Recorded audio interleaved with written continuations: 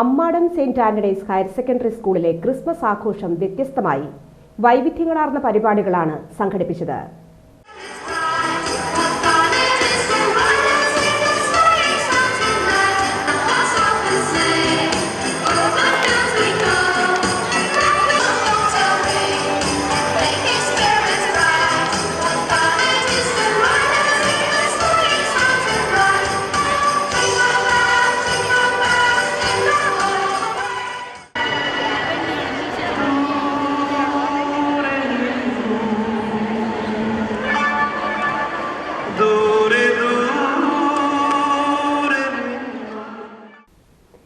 പരീക്ഷകൾ കഴിഞ്ഞതിനൊപ്പം കുട്ടികൾ ക്രിസ്മസ് ആഘോഷ പരിപാടികൾക്കുള്ള ഒരുക്കങ്ങൾ ആരംഭിച്ചു. എല്ലാ ക്ലാസ്സുകാരും ക്രിസ്മസ് ട്രീകൾ ഒരുക്കി ലൈവ് പുൽക്കൂട് ഒരുക്കിയത് മികച്ച അനുഭവമായി.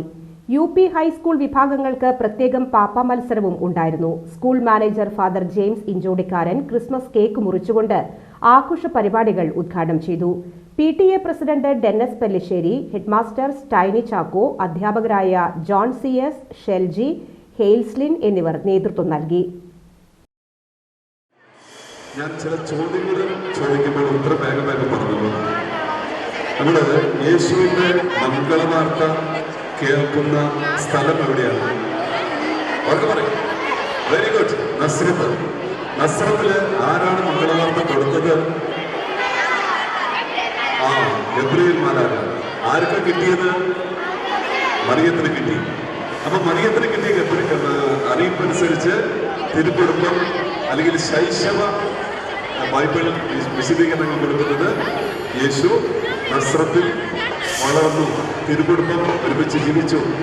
യേശുവിന്റെ 30 വയസ്സ് വരെയും അവൻ വളർന്നതും അധ്വാനിച്ചതും നസ്രത്തിലായിരുന്നു.